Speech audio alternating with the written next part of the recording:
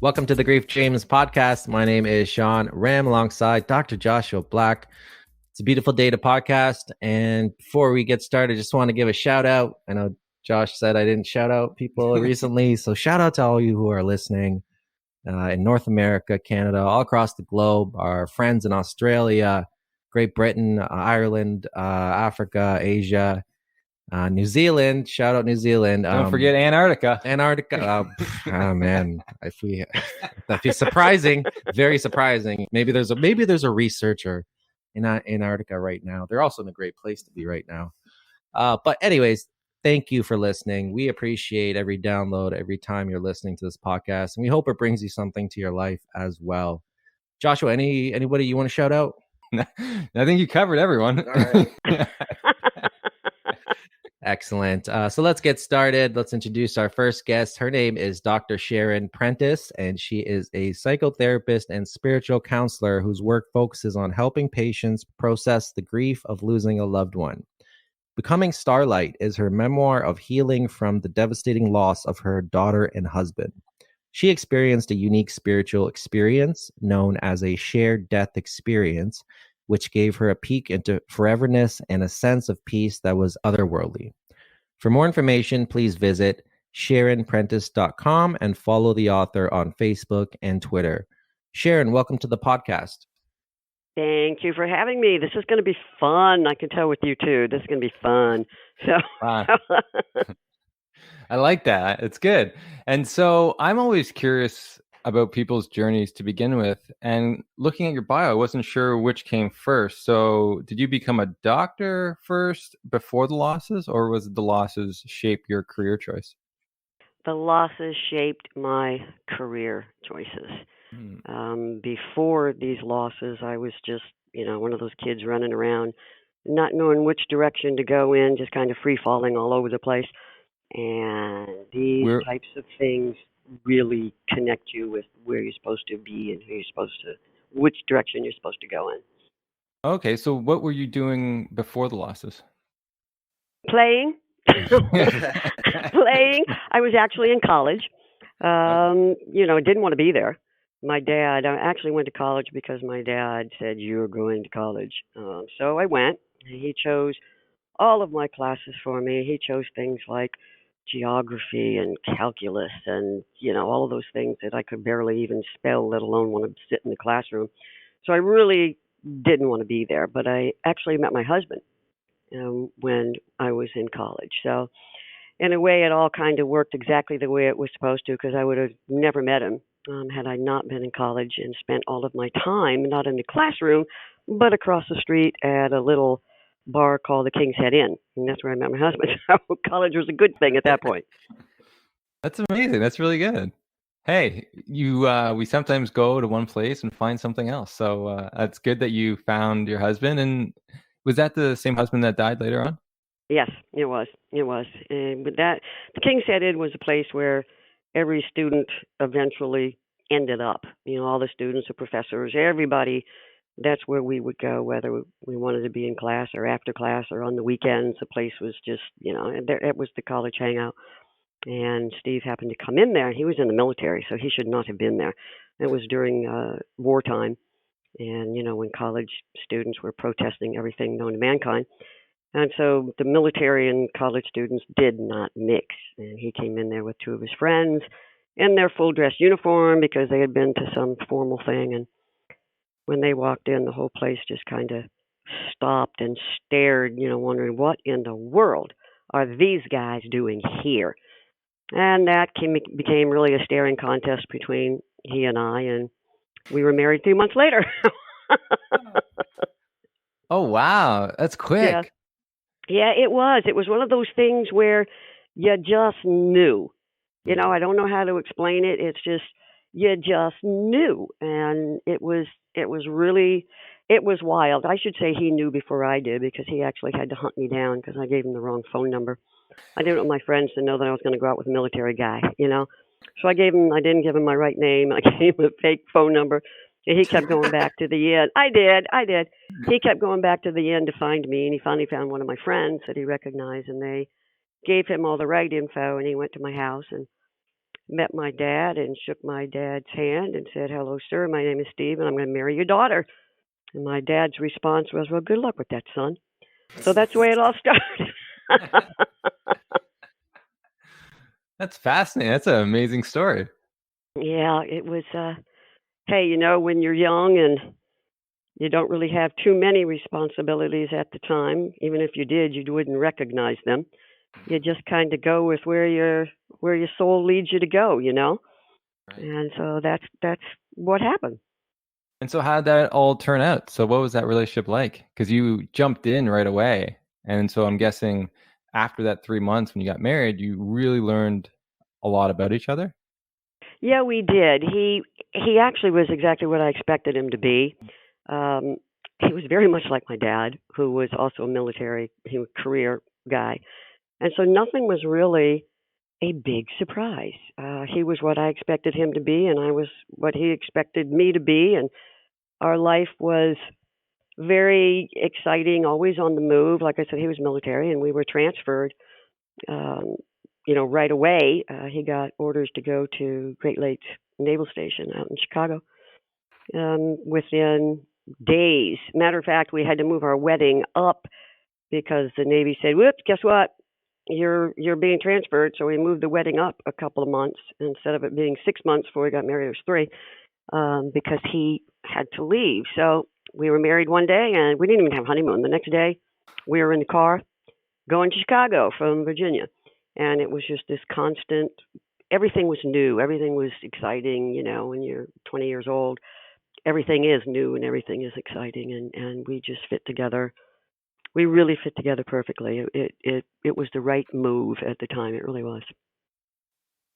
That's amazing. No, it's good to be able to look back and realize that it was the right decision. And so I'm guessing you didn't finish college Not at that at time. that point. No, I didn't. I learned more on the streets of Chicago in a very short period of time than I did that first year in college. I can certainly tell you that. Talk about life lessons. Very, very different real life than it is, in the cloistered. I know that normally doesn't go with college at the time, but it really is a secure environment when you're that age because you know what's expected of you, what you're supposed to do, certain things you do, certain things you don't do. But when you're out in the real world and you are confronting everything that is going on everywhere, especially in a place like Chicago, you grow up really fast, and it was quite a learning experience for the both of us. It really was. But it was the right decision. And it came across, so quickly. It was just one of those things where you knew it was right. Every single cell in your body knew it was right. And I was kind of a rebel anyway, so it was like, hey, this is what I'm going to do. Nobody was going to stop me. And I didn't expect anything except what I had all my life.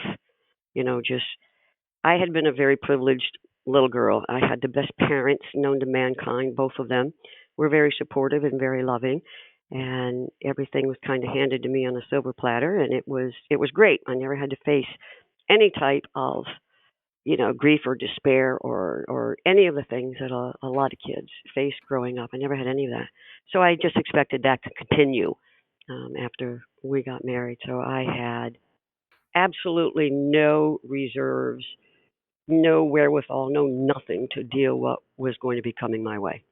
And so what happened? When did those losses come your way? Within, I want to say 3 months, maybe 4, I got pregnant, which was great. It was one of those things, we're going to have a baby. Yay.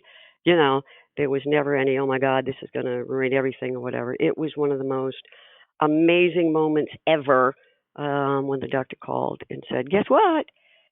But very, very shortly thereafter, I got sick. And I mean sick. I don't know why people called it morning sickness because this was 24 hours a day, 7 days a week, constantly sick. And that got worse and worse and worse. And I started losing weight. I couldn't eat. I couldn't even keep water down. It was really, really bad. In and out of the hospital constantly.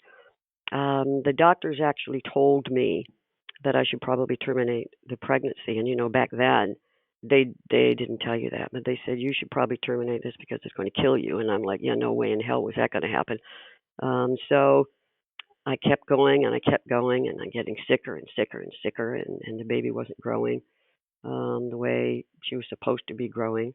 Um, I was doing everything known to mankind. The only thing I could finally keep down, believe it or not, was chocolate. That's why I call chocolate manna from the gods, because it kept me alive. And I counted week by week by week by week, to get to the point where I knew that the pregnancy was viable and that this child would be able to live. But went into labor very early. Well, I was 6 months pregnant, maybe 6 months and a week, something like that, and went into labor early. And when she was born, she, of course, was very, very small, and she died in my arms 2 hours after she was born. And there was no place in my entire body, no place in my soul, nothing that could take in the reality of what had happened, because these things, death has an order. Okay, you're supposed to lose your great grandparents, your grandparents, your parents, sisters, brothers, that kind of stuff. You are not supposed to start with the loss of your first child. And that was the first time in my life that I felt absolutely powerless, zero control over anything in my life, and every single thing I had ever believed about the universe. And by the universe, I mean God, creation, good, evil, all of that, everything. I lost it all. And I felt like I was just swimming, in this big void with absolutely nothing to hold on to. And I did not know how to deal with it. So I spiraled down into just this muck. You know what I mean? Just this muck.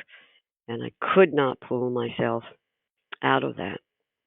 And at the same time, my husband was getting sick, and nobody knew what was wrong with him. Absolutely no. And it was one doctor after another. And after my daughter died, we got orders to leave Chicago, which was fine because I wanted to get the heck out of Chicago.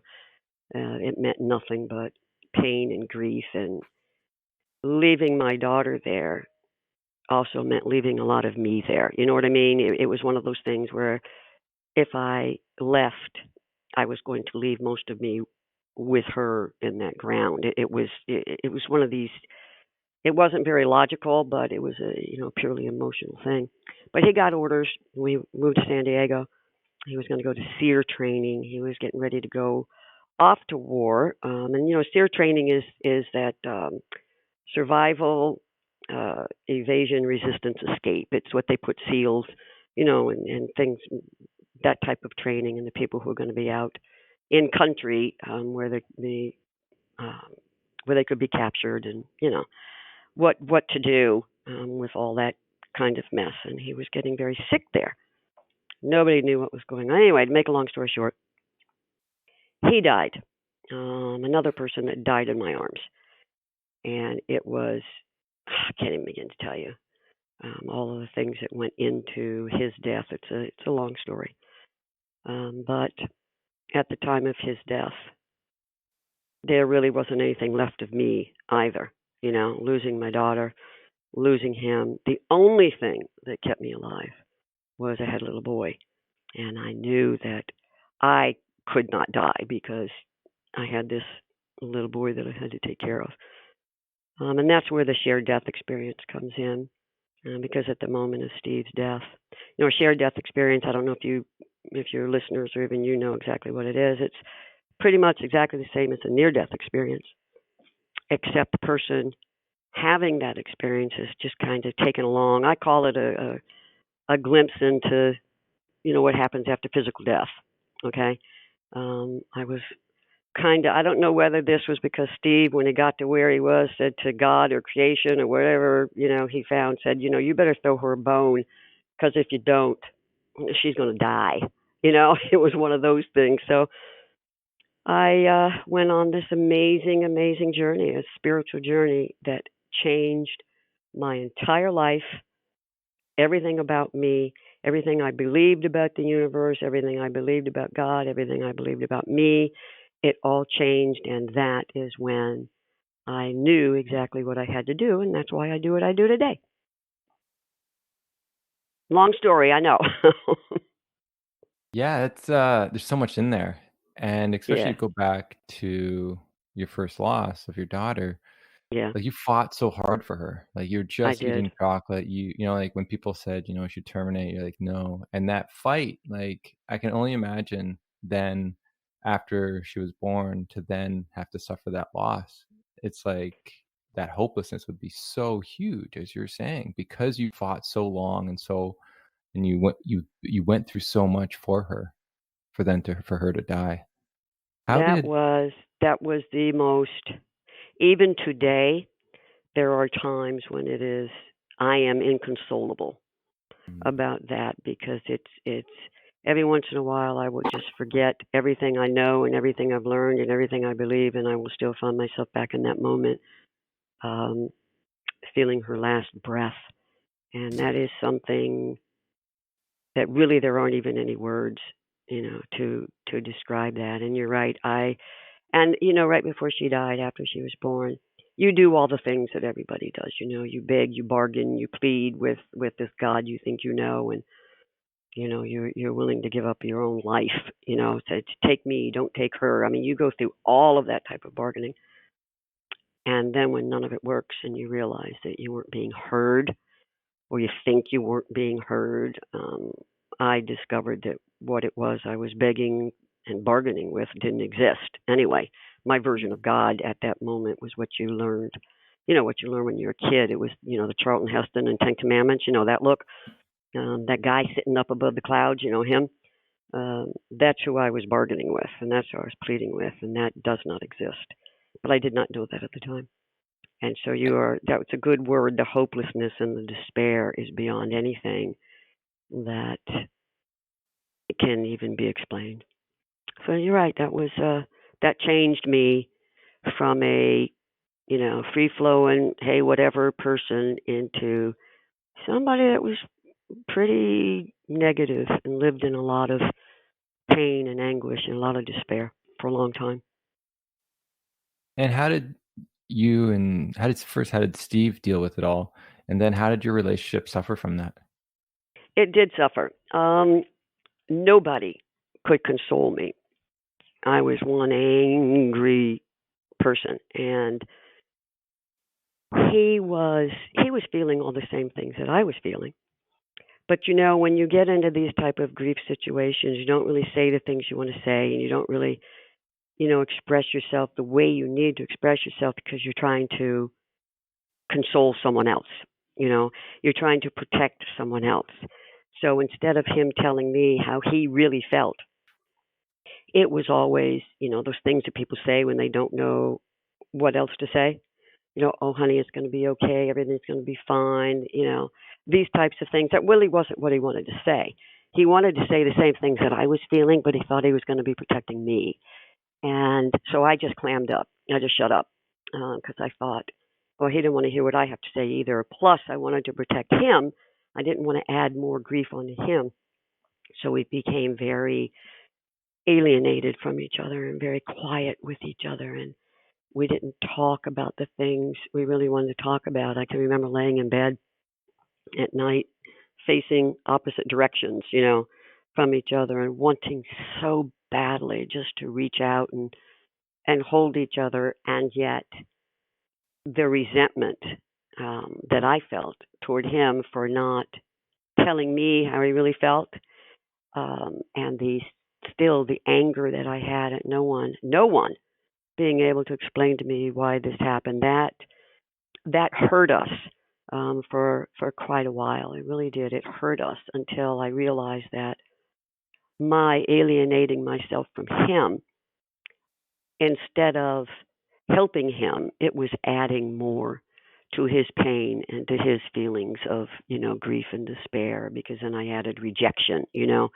I was making him feel that I was rejecting him and that I was blaming him for our daughter's death, which was exactly the thing I did not want to do. But I found myself doing it. I mean, it was on an unconscious level, but I did it. So it took a while, to get that back. And that in itself was difficult because he was getting sick.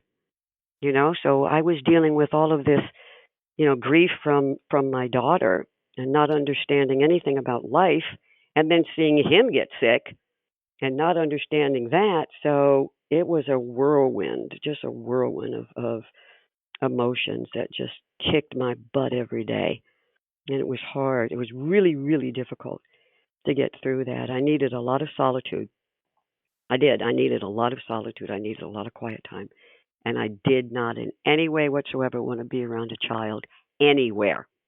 Anywhere. I didn't want to be around friends. I didn't want to hear a kid laugh. I didn't want to hear nothing, nothing. So there was a lot of solitude in there. And it was very difficult. I eventually, of course, let him back in.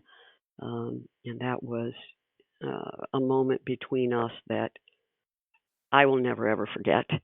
And I know he didn't either, because it was just this opening, this spirit, this spiritual opening between two people who really honestly loved each other and had shared something that was so incredibly deep and dark. Within that deep and dark sharing that you live in, if you're able to share those types of things with each other, you can find something in there. I call it the underside of the soul. Okay. If you can reach into that underside of the soul and pull out those shadows, and be able to share those shadows with someone without feeling judged, and feeling totally accepted, that cements a relationship that goes beyond anything that you would find in a relationship that has not experienced something like this. That's why people who lose children, they either their relationship becomes something that is absolutely so strong and amazing they will be together through eternity, or it totally breaks you up and you never want to look at each other again because all you see is grief and despair. We were lucky. Wow. Yeah, that's it's so it's so heartbreaking, to go to listen to that story and what you went through with the loss of your child, and holding her in your arms after building a relationship throughout your pregnancy with Mhm. her. And I can't even imagine. I think you did a great job of describing, the hopelessness and the anguish, the questioning of what's right in this world, the questioning of your preconceived ideas that we all kind of have with us. And then, You know, it, it yeah. it took me almost a full 6 months to write that one chapter about my daughter, because as I was writing it, I mean, it was visceral. It was, I found myself right back in that room, experiencing it as if it was happening right now. And my family, my son would say to me, "Mom, don't do it. Just forget about this. Put it aside," because it was so real all over again. And what actually is in the book now was cut down like you wouldn't believe. Even my editor called me and she's like, "Sharon, are you sure?" And I'm like, maybe I'll cut it down. And it took me, like I said, almost a full 6 months to get it to be something that I could actually put out into the world. When we made the audio of it, I was going to read it myself, but I still can't read that one chapter without it taking me right back into that room. So I hired an amazing woman to read it for me. And she would call me when she got to that chapter, and she says I had to stop quite a few times because, she and her director, she said we kept getting this lump in my throat, and I just had to stop. I said, I know, I'm sorry, but I wrote it for a very particular reason. My clientele, my patient population is mostly terminally ill patients and their families. And they would all say to me, I would tell every one of them my story, because it always would eventually come up where the question would be, should I be afraid? Okay, should I be afraid? What's out there? Am I just going to disappear? Am I going to just dissolve into nothingness? And that always gave me the opportunity to say, let me tell you a story. That's why some of the chapters are titled the way they are. And eventually, when we would lose whoever it was, whether it was a child or husband, spouse, whatever, they would all say to me, "Could you please write this story down so when we're apart from you next year, the year after, 10 years from now, we can go back and read it and remember what life is all about and what's really real. That's why Starlight exists. I wrote it for a very, very specific population. Yeah, absolutely. And, again, it's important to tell your story and especially a loss like that, a lot of parents and, also have experienced. I was wondering the potential loss of having a child, like, you're grieving the death as it is, but also the loss of the future, which, Oh. right? Oh boy, it's funny you bring that up. There's a bunch of groups out there for people who have lost children, and I get emails. I get so many emails every day from people, and I do some articles for this group called Compassionate Friends. And one of the articles that I wrote was called "In My Dreams," because a lot of people think that the only thing that people miss when they lose a child, that is that very moment. Okay, that death. That's all they're thinking about.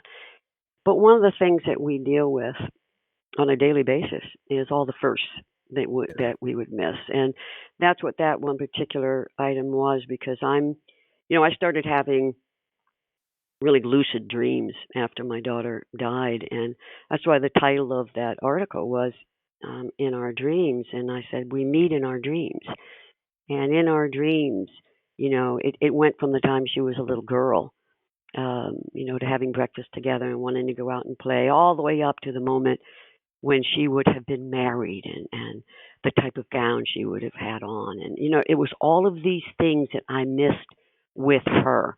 Because we deal with those. So the loss, the potential, the future, the life together that was taken from you. That is a really, really difficult thing to deal with for people who have lost a child because they think about it all the time. And they may have three, four, five, however many other kids, and they take great joy in watching these kids go through all of their first, but it's always in your mind. Yeah, yeah, What and would it have been definitely, like? and that Yeah. probably obviously why you wouldn't want to be around children Oh soon yeah. after it happened. Like, and again, just all those first, like you said, seeing your child laugh, giggle, all these things. Mhm. I would imagine that it's also something that may bring a lot of emotions or maybe made you feel good to think about those things, but then it's almost like torture where it makes you feel painful at the same Yeah. time. Absolutely, it's both. It really is, and it's both at the same time. you know, I can just be in the middle of just laughter, thinking about what her sense of humor would have been like, and or would she have been a rebel, or would we be fighting, or would she go through teenage angst, and how would I handle all of that, and just be laughing at it so much because of what I went through with my son, but at the same time feeling very sad that I never had that with her. So it's just this crazy dichotomy that I don't even try to figure out anymore. I just kind of go with it, because I know if I try to separate it out and try and look at it, logically it's not going to happen because this has nothing to do with logic whatsoever. This is purely a spiritual, emotional thing. So, And the other but thing yeah. that was interesting what you said was the difficulty in talking to your spouse, Yeah. Steve, at that time. It's like, you see those things in society and even in your own relationships, but there's an elephant in the room and it just gets Mhm. bigger and bigger. And even though rationally what maybe needs to be done, you just can't. And it's just, oh man, I think that's such a common thing sometimes between couples and people who maybe live together or whatever. But yeah, that's a real thing. It is very real, and I have discovered through decades of doing what I do that even though these thoughts, these emotions, whatever you want to call them, are in your soul, sometimes there aren't any words for them. Actually forming, seriously being able to form the vocabulary to say what it is that you're feeling. Sometimes that's impossible. It really is. I mean, a lot of my people that aren't the terminally ill people, they'll come in and I'll say something like, "What brings you to me today?" And they'll say, "Oh, I'm depressed." And I'll say, "No, you're not." And they'll just look at me and I say, "Yes, I am." "No, you're not." And I'll say, "What's under the depression?" And here come the tears. Okay? Because there's always a level. I'm a biggie on words. I tell people all the time, you're using the wrong words. You're asking the wrong question. You need to, if you continue to ask the wrong question, you're going to get the wrong answer. Um, and so getting underneath the depression, what are we talking about? Are we talking fear? Are we talking anger? What are we talking? Okay, then what's underneath that? And so being able to form the words for something that is just not supposed to have happened. When you don't understand why something happens, you don't even know the words to use to ask the question. And when you're dealing with a couple that has gone through something like that, and I don't have to tell you, men and women experience things differently. They feel things on different levels. I also do a lot of temperament counseling, and so that's really important because I need to know who somebody really is to know why they are responding to something the way they're responding and why people react to them the way they are reacting to them. Um, but when you don't know that, when you're in this personal relationship in the midst of this type of just, you know, soul trauma, this soul wound that you develop, there aren't any words. And so it's easier to isolate yourself and it's easier to just, go into your own little cocoon and protect yourself from having to try and form those words because you cannot even begin to imagine how painful that is. Yeah, absolutely. Absolutely. And also the fear of being not heard or rejected when you do Hmm. share and open up, I would imagine. That happens in life often sometimes. You have the courage finally to kind of open up and tell someone something that's so important to you, and then maybe you don't get the response you needed. There's a lot of people get really feared or like scared about that. And that's, even in my own life, like, that's a fearful moment where you don't feel accepted or heard. And I imagine that would be a big block as well. It's Just huge. yeah. It's huge. Making yourself vulnerable enough to say what I keep saying is a soul level because it is. To make yourself vulnerable to someone and then to be shot down or to be laughed at or say, yeah, no, no, no, that's not right. You're da, da, da, da, that is so incredibly damaging that you say, I'm never going to make myself vulnerable to you again, ever. And that is a very, very dangerous place to be in a relationship. It really is. If you can't be vulnerable enough to to say or to show whether it's some type of a physical, emotional thing, or I don't care what it is, psychological, spiritual, sexual, whatever it is, to make yourself vulnerable to another person and then to not be accepted or to be rejected. As you said, to not be heard. Boy, oh boy, that is so incredibly damaging. I'm interested in the dreams that you had of her because, as you said, like she changed in ages throughout the different dreams. Was there Yeah, one dream? Was there one dream of her that really sticks to you in your memory? there are two. There are actually two. In the beginning, right after her death, I would have the usual, just dreams. And dreams, me, were always, I never really paid that much attention to them. And then I had one dream where I could see her, and I want to say it was a playground, okay? And I was actually swinging her. But in the next moment, she was in like a stroller, and I was looking down at her face, and she was looking up at mine and reaching up and touching my cheek. That stayed with me forever, but I can't even begin to tell you what that did to me emotionally. It was it was beyond heartbreaking because I could see her touching my face. And the difference between that dream and the others was The others would come and go. This one stayed, and I could feel her. Okay, I could feel her hand on my face, and I would wake up crying, just sobbing. And Steve, every once in a while, would say to me, I would feel him. He would wake me, and he said, "Honey, you were screaming." And so it actually became almost a night terror, because I wanted it so badly, and yet I was so afraid of it. So what I did, I blocked it out. And I tell a lot of people who will write to me or call me, and they'll say, "Why am I not? Why is he or she not coming to me? Why am I not, dreaming or whatever?" And I tell them the same thing. You're the one blocking it. Okay, consciousness is consciousness, and that's what survives. Okay, I mean, it just is. And just because someone isn't coming to us in our dreams or whatever you want to call it, dreams, visions, whatever, it doesn't mean they aren't trying.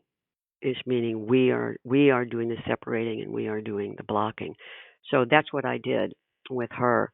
But after Steve died, I did kind of the same thing. So my dreams about her then became just, regular dreams. They'd come, they'd go. I didn't feel that they were real. You know what I mean? That dream, I swear to God, she was right there touching my face. It was different than the others, but I couldn't deal with it emotionally. It brought me to my knees. I just couldn't do it. So I blocked it all out. So every other Wow. dream of her was nothing. And then after That's Steve Hold died, oh, on. go ahead. That's it's very interesting because it was such a positive dream, but yet you said like it didn't bring you any comfort when you woke up. And like No, it didn't. how do you deal with that pain? Because there is something going on that wanted you to feel that connection, right? It wanted to feel that. And Yeah. then it wasn't time. You just weren't ready. And No, I wasn't. yeah. And I want to sort of also state too, because I looked at that question: why do some people dream of the deceased and other people don't? And dream recall was the most important factor. So I didn't Mhm. look at if people wanted the dream or not, wanted to dream of the deceased or not. Which, looking back, it's a really good question that you sort of said. Maybe we are avoiding wanting it, right? Maybe there's truth to that. But the question I did look at is dream recall. So a lot of people more people who remember their dreams more often will remember one of these types of dreams. And so that's like a good way to, when people do come and ask you about this, really ask about the dream recall too, because that could also be a main factor in why they're not remembering this type of Right. dream. Yeah, absolutely. And you're right. I wasn't ready. Really, when you just said that, I was not ready for this because I had not dealt with these really deep, dark places, that I had hidden away inside of me, and then having this dream of the love, that was directed my way. I think it just angered me even more that it was not in my daily waking life, you know, and trying to deal with that was something that just couldn't do. And then I didn't have another dream about her until after my husband died. But it was like 5 years after my husband died. I would have two dreams about him. One right after he died that I would have, God, almost every night, and that caused a lot of night terrors for me. I mean, I can remember my dad coming in and just grabbing me and holding me, until I stopped sobbing. Steve would be standing at the top of this mountain, this huge mountain that was just made of mud and dirt, and I would be at the bottom of this mountain trying to claw my way up to him, and I would get about halfway up, and then he would say to me, "You don't belong here," and I would fall down. And that went on for quite a while until I think I must have blocked that out too. But then about 5 years, and here was really a big changing point for me. I was so tied up, even after having the shared death experience with him, where I knew that he was safe, and I knew that Stephanie was safe, and I knew, what my truth about the universe was, and I knew all of that. I still was not able to make myself on an everyday level, not go backwards. You know what I mean? Even though I knew the truth of everything, once that human condition takes over and you start saying, yeah, but why, and you get angry all over again, and the slightest little thing can make you, angry, and it becomes a focused practice where you have to go in and say, now, wait a minute, you know where they are, you know what's going on. But it's about 5 years after Steve died, I was still very tied up in my relationship with him. Okay, I didn't want to let him go. I really didn't. Did not want to let him go. And I wasn't experiencing very much joy or very much peace in my life. I really wasn't. I was involved in school, and that's what I threw myself into. And the only joy I really had was when I was with my boy. He was still very young, and he became my life outside of school. It was him, and there was nothing else. And I got more and more and more into me and into him, and very controlling, all of that stuff. And then I was crying a lot because I was unhappy. Like I said, even though I knew that they were fine, I was unhappy as a person having to walk this earth by myself. You can only be so much to your kid, and your kid can only be so much to you. You know what I mean? And so I was very unhappy, and I went to sleep one night, and I had the craziest dream, but it felt very real. And I thought, okay, this is just odd. I was in this place that looked almost like a Greek cathedral or whatever, with the big marble columns and all that other mess. And I was in there by myself, and I was crying. And I woke up, and I thought, wow, because I could describe every single bit, every single thing that was in that building. That went on for 3 or 4 days, and then the next, it was about this. I want to say it was about the fifth or sixth time I'd had the dream, and these were night after night. I found myself in the same building, and I was running. I mean, just running and sobbing, and sweat pouring off of me. And I found myself on the ground on this marble floor, white marble floor. Everything was white. And Steve and Stephanie were there. Stephanie was kind of off in the distance, just kind of staring at me. And Steve was there, and I thought he was hitting me and beating me. Okay, that's what I thought he was doing, and I was covering my eyes with my arms. And then I realized that what he was doing was pulling vines off of me. Big, thick, I want to say like grapevines, only grapevines are small. I'm talking about big, thick, like tree roots, okay? And they were covering my body, and they were coming out of my ears. I know this sounds weird. They were coming out of my ears and coming out of my mouth and my nose, and they were trying to cover my entire body. And what he was doing was pulling them off of me. He was just, and I remember thinking, I can't breathe, I can't breathe. And he's down there fighting like a crazy person, and he's pulling all of these things off of me, just, breaking them open. And I remember hearing a snap, just a loud snap. And when that happened, he was able to pull all of these things off of me that was trying to cocoon me in these big, thick, black roots. And he pulled them all off of me. And I looked up at him, and he said, now go. And I looked over, and I saw Stephanie. She was smiling. And the two of them left. And do you know, 2 days after that, I met my current husband. Wow. Isn't that weird?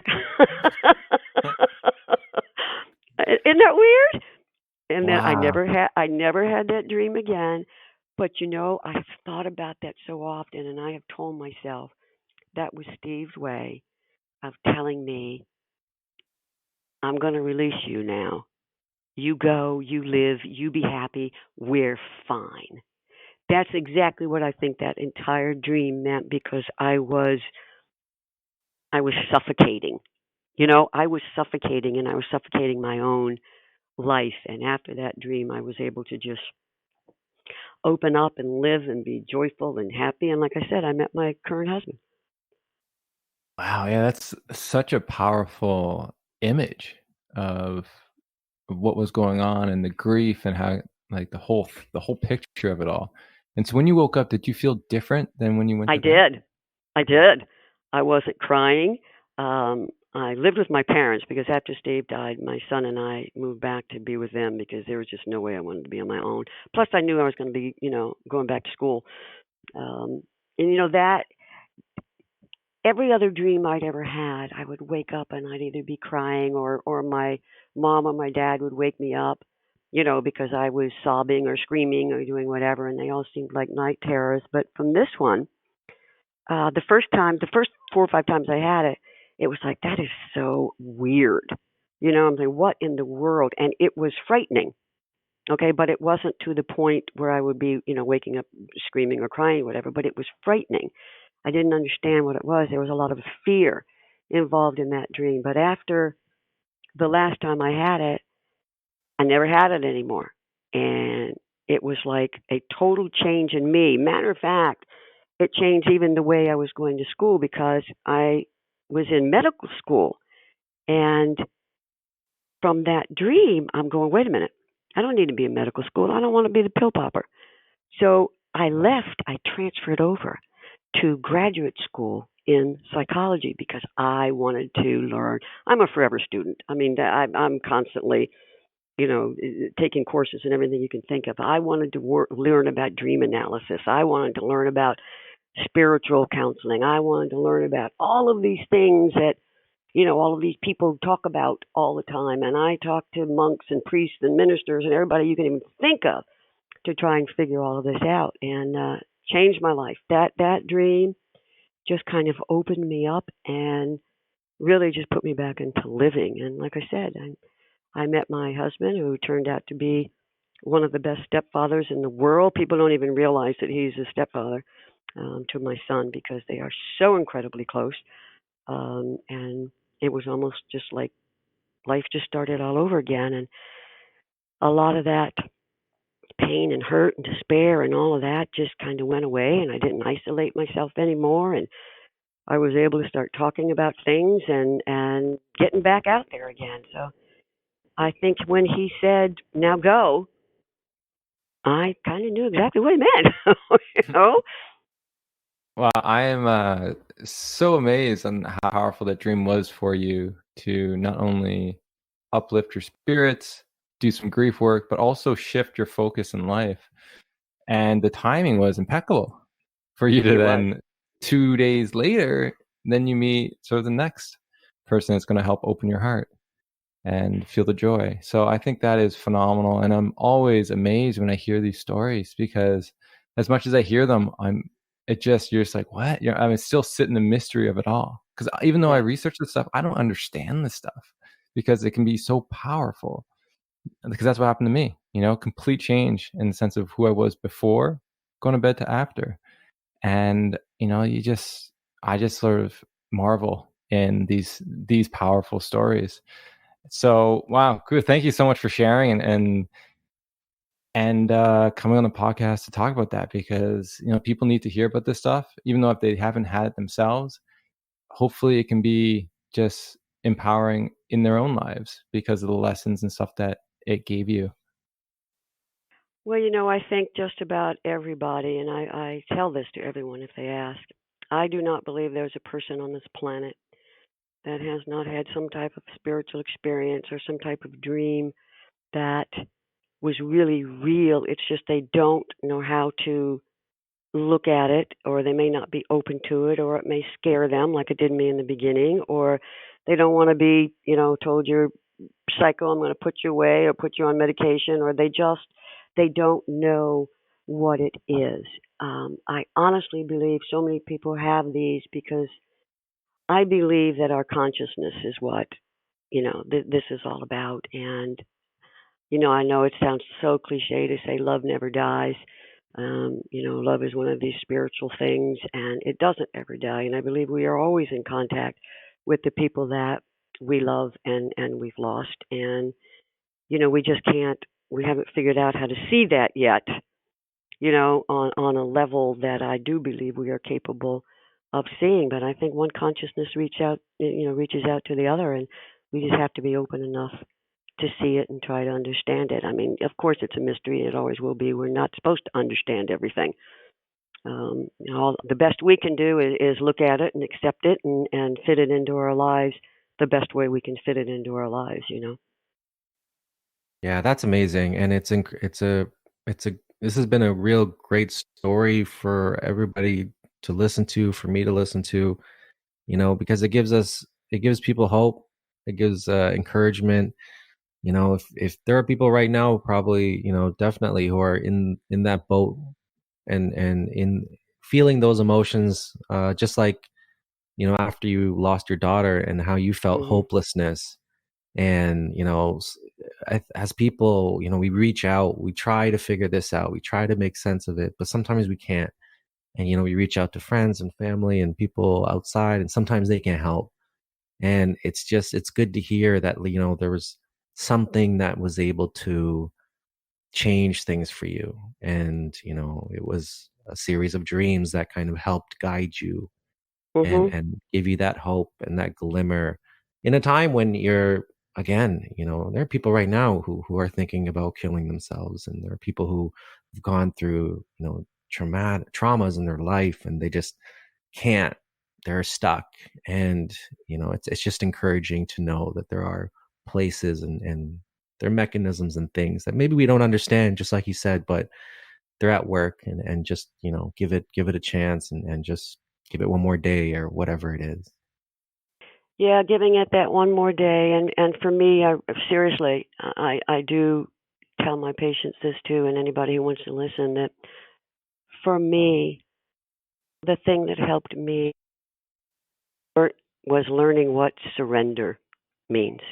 Most people think surrender means, defeat, failure, all of that, but surrender for me meant giving up living in that ego self, um, because that's where, the ego is not going to let go of you. It wants what it wants, your joy, passion, love, anything. They don't care about that. So absolutely, totally surrendering all that you think you are, all that you think that the universe is, all that you think, belongs to you, surrendering that and just saying, okay, universe, do with me what you will. That almost becomes a form of centering prayer. That almost becomes a form of sacred word. That almost becomes, this thing that puts you right in the presence of creation.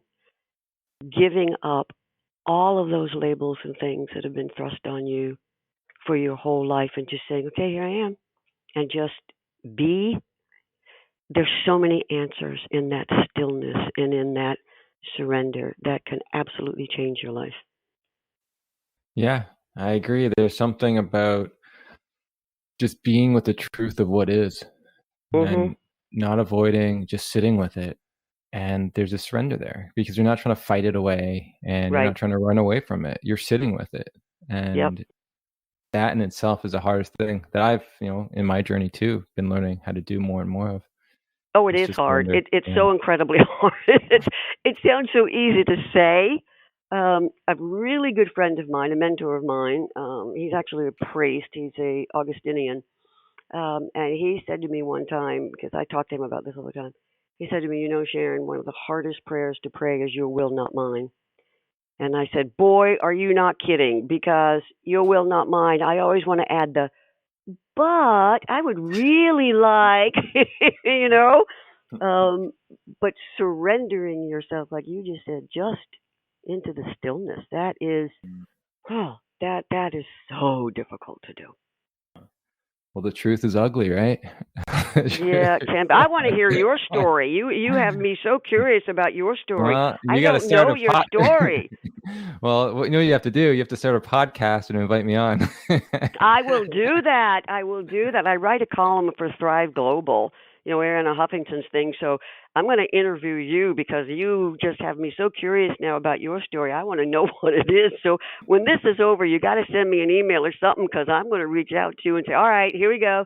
Here's your questions. Now answer them. Um, I love hearing these things from other people because it just reinforces everything that I found in my life and all of the things that I find.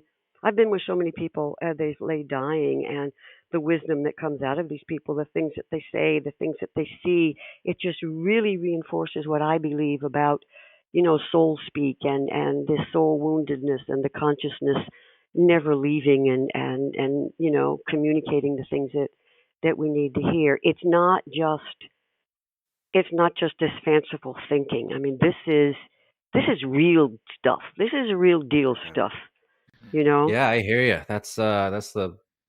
That's why we're here, and that's the best part about this is it's real, and it's the most important. And it doesn't matter what kind of loss you've been through. There's lots of different types of grief and loss, but we do share things in common, and that's that. Absolutely. The pain and the grief and the conversations are so important. And again, the guests that we talk to and all these different people like yourself we talk to, it's so fulfilling, and it's so encouraging, to whether you're in a tough spot, to move forward after hearing someone's lost story, and what emotions and what they've gone through, because we're humans. We're all like in a lot of different ways, and sometimes we don't get to hear these things enough.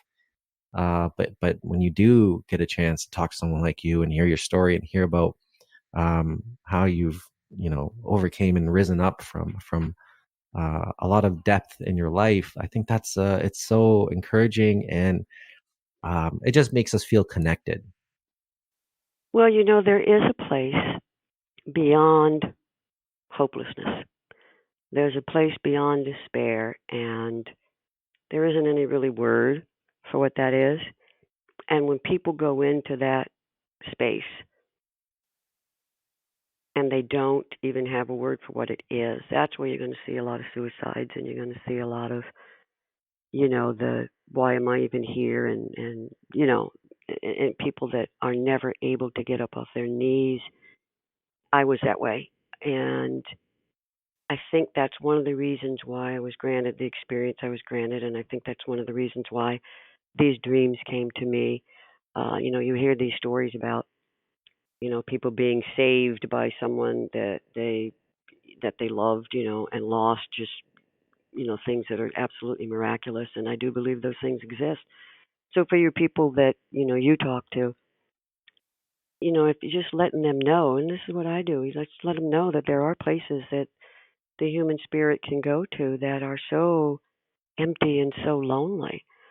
But there are remedies for that are here if you open yourself up to them and you let yourself face the fear and, like you said, be still in that fear, and it will be given to you. I really believe that. I do believe that it will be given to you, whether you want to use the word God or conscious, God or creation or universe. You choose your word. But when you just release, yourself from not wanting to look at something and you face it down, it takes a great deal of courage. But your answer can be in there. And I think that's important for people to understand that other people have been there too. That's well said. And so, as we wrap up the show, there is one thing that I would like to ask you, Sure. which is, what was the shared death experience you had? Because I know you mentioned it, but you didn't actually go into detail on what actually happened. The day that Steve died was a god awful horrible day, and that's almost funny to hear that come out of my mouth because there aren't really any words for what it was. The tumors in his body had broken up and traveled to his brain, and he couldn't see, he couldn't hear, he couldn't talk, he couldn't anything. And that was really the first time in 9 months that I had been able to hold him, because every nerve fiber in his body was on fire.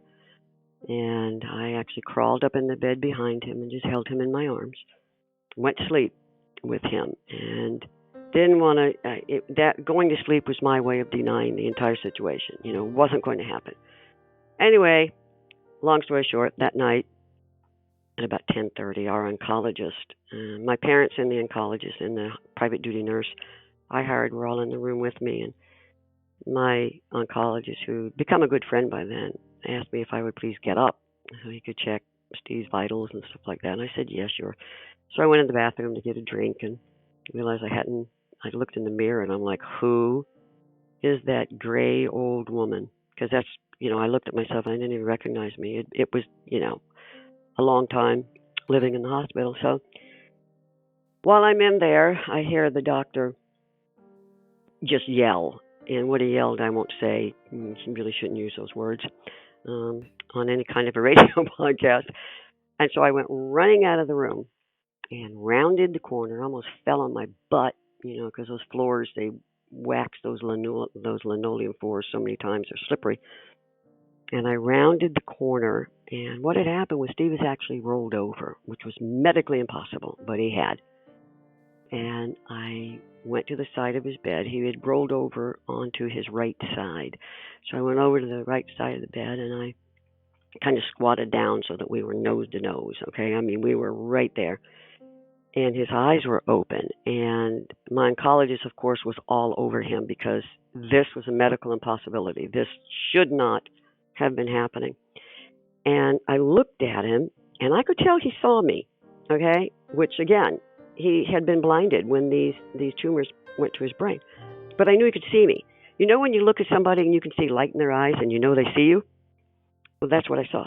And so I thought, I did it. I won. He's going to live. I put God and death in their place. Screw you. You're not going to take him too. And I looked at him, and knowing that he was looking at me, and I said to him, what are you staring at? I know how stupid that is after going through all of this, and I'm thinking I've won the battle. He was going to live. I said, what are you looking at? Because that was the way we talked to each other. It was one of those, hi, how you doing? Nothing's wrong. Everything's fine.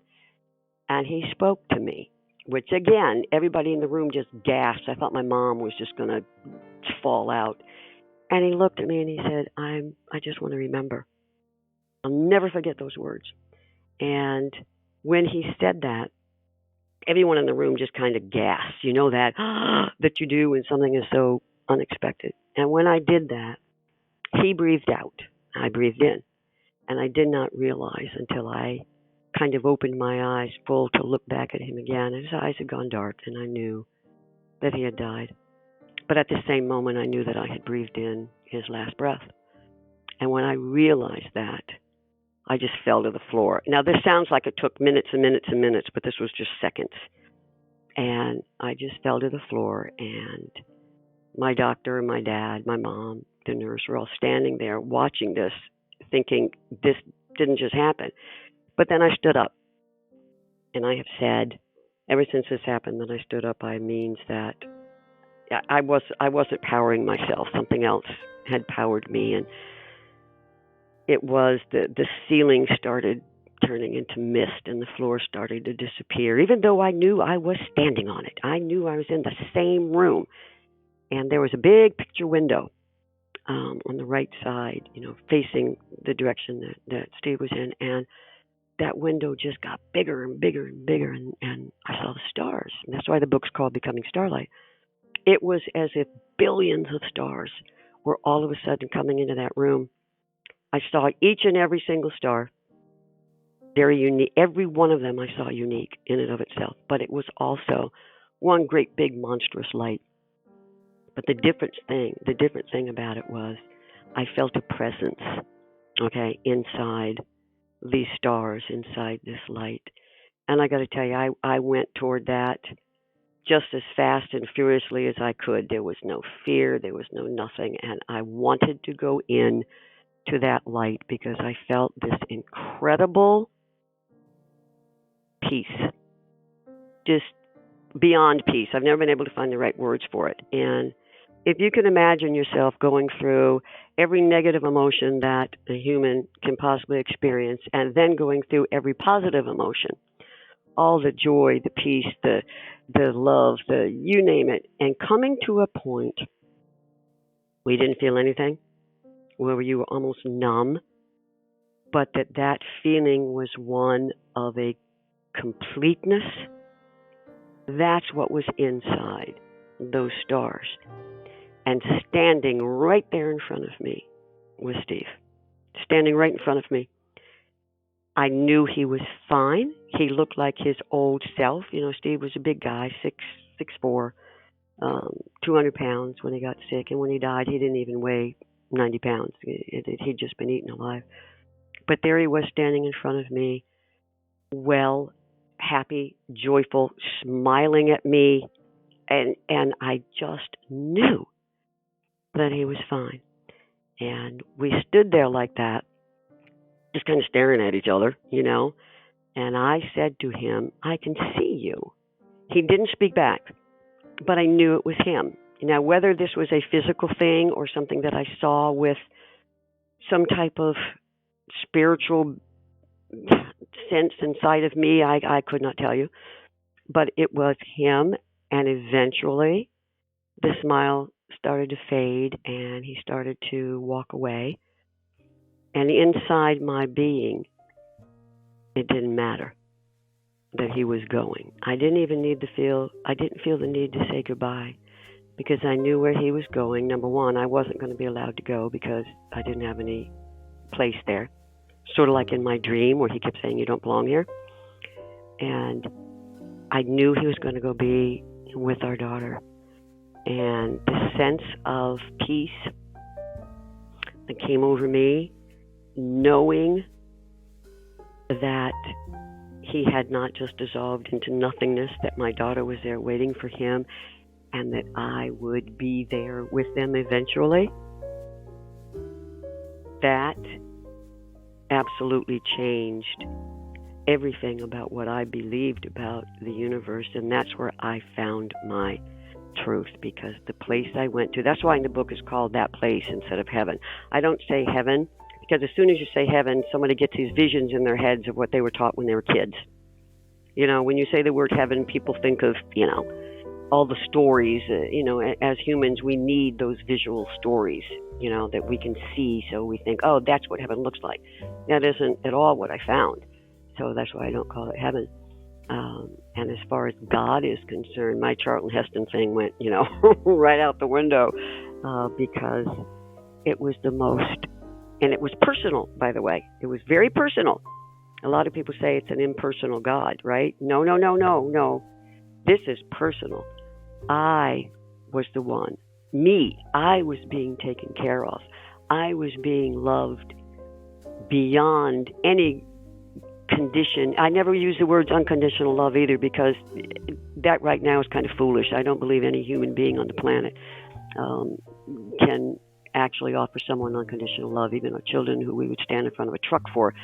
We all have expectations of each other's, and having encountered what I encountered in, that experience I had, this goes far beyond anything that there's even words for.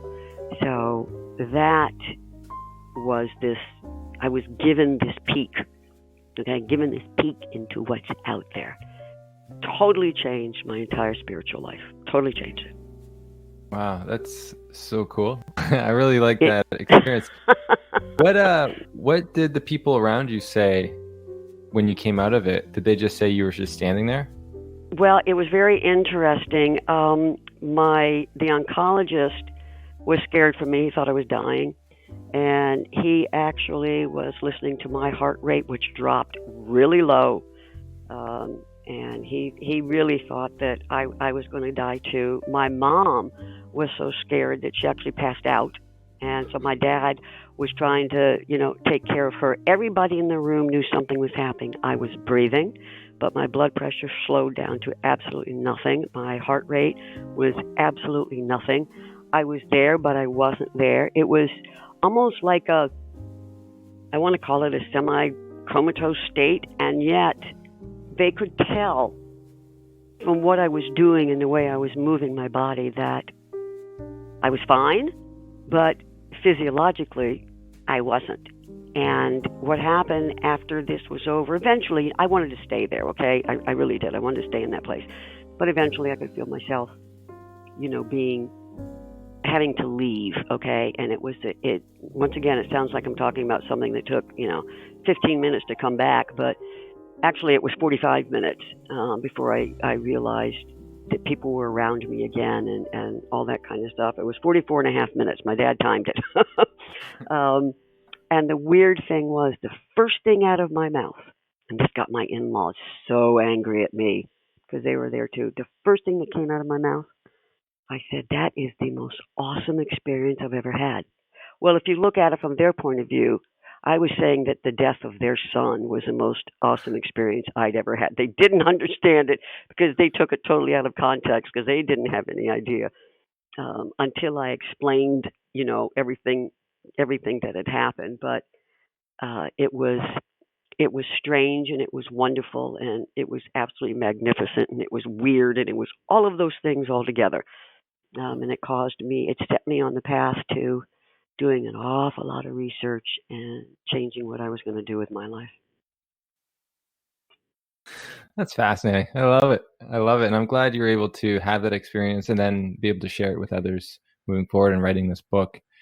So the last question that we have on the podcast is, if you could have one dream tonight of someone who has died, who would that be and what would that dream look like? It would be my mom. It would be my mom. My dad died 12 years ago, and Jerry and I took care of my mother. She was 90. We took care of my mom. We lost her 2 years ago. And I did all the wrong things with her because I didn't want to lose her. So I didn't say the things I wanted to say. It was always, no, Mom, we don't need to talk about that. You're going to be just fine. And my dream would be where she comes and she sits next to me and she brushes my hair the way she used to, and then I brush her hair the way I used to, and I say, you know how much I love you, right? I've thought about that so many times, and her just saying, yep, I know, honey, don't worry about it. That would be my dream. It would be my mom. I like that. And what age would you want her to be? It's funny. I would want her to be just like she is now, because we talked and we did and we played and we, everything. We were very, very bluntly honest with each other, our whole lives. It was only when I knew I was losing her that all of a sudden it was like, no, I'm not going to say that. I'm not going to tell her it's okay to go. I'm not going to, do all the things that I know I should do. And it was at the moment where I knew that her soul was disconnecting with her body, because that's another thing I believe totally, that soul disconnects from your body before the actual physical cessation of life. And it was at that point that I'm like, no, you can't go. I haven't said what I need to say. I did this all wrong. And so when I think about if I had that dream, I would want her to be exactly as she was. I wouldn't want her younger, because everything was fine. We talked about everything. We fought, we argued, we loved, we played. It was just when I knew I was losing her that I couldn't address that. So I would like to see her exactly as she is right now. That's beautiful. That's really beautiful. And I really hope you get that dream tonight or sometime soon, Sharon. Well, I'll put that into my consciousness. The last 5 minutes before you go to sleep, Wayne Dyer was a friend of mine, and he was such a mentor to me. And he used to say in a lot of his teachings, it's the last, 5 minutes, especially the last few seconds right before you go to sleep, when you're in that twilight zone, you're asleep, but you're not. What it is right then that you concentrate on, that's what you're going to dream about. So I'm going to think about that tonight during those moments and see if it happens. That's a good strategy. Absolutely. Absolutely. And, this has been a real joy to sit in this podcast and listen. And, you have a really beautiful way of speaking, and you stay on point, but you bring us on a journey. And again, I enjoyed it. I hope our listeners enjoyed it. I'm sure they did. And Sharon, thank you. But and can you also share some of your handles and website where people can reach you? Sure. Let's see. There's my website, which is SharonPrentice.com. Instagram, Sharon Prentice PhD. I haven't been on there that long, but it's starting to grow like crazy, and it's like, oh my gosh, stop emailing me, people. No, not really. And then there's Facebook, which is Sharon Prentice, also PhD. Those are really about the only ones. Yeah, that's about it. I'm not really a big, huge social media person. But I will tell you this: the Facebook, within the matter of weeks, there was like 35,000 people on it and asking me questions, and I'm like, oh my good Lord! But I answer everyone's questions myself. If someone takes the time to tell me their story and they have a question, they're going to get an answer from me. It may take me a little while, but I don't, form it out to anybody else. I figure they take their time, then I'm going to take the time to respond back. And now Instagram has gotten that way. I started out with like 11 people, and I think we're up, I don't know, 8 or 9,000 now, and the same thing is happening. But I, once again, answer all of them. I don't do Twitter much. I go there to look at it, but I'm more of a face to face, talk to me than I am social media person. But I will get back to everyone if someone has a question that they're dealing with, or if they're stuck, somewhere that they need to get out of. Oh, that's excellent. Thank you so much for that. And again, we'll have to have you on again. I think because this was I think we covered a lot, but we didn't, and I'm sure we can talk a lot more about a lot of different things. I think you have a very inquisitive mind, and you have a way with words, which is great. So thank you again. And yeah, people can check out our platform at griefdreams.ca for more information on the topic. We did add a donation button, and there are perks to those who donate. If you have Facebook, you can join the Grief Dreams group. You can share your dreams or hear more dreams of others. We are on Twitter and Instagram at Grief Dreams. And as always, we like to end our podcast with love and gratitude from us to you.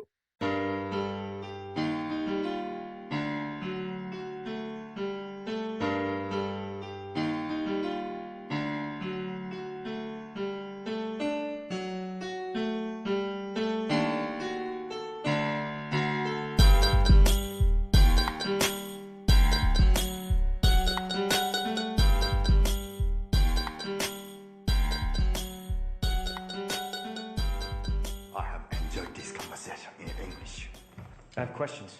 I have introduced myself. You have introduced yourself. This is a very good conversation.